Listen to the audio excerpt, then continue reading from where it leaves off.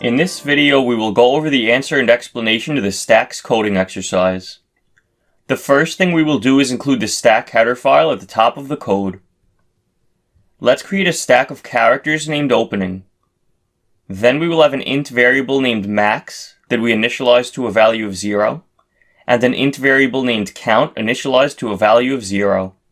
For int I equals 0, while I is less than s.length, incrementing I by 1 each iteration, we will check if s at index I equals an opening parenthesis.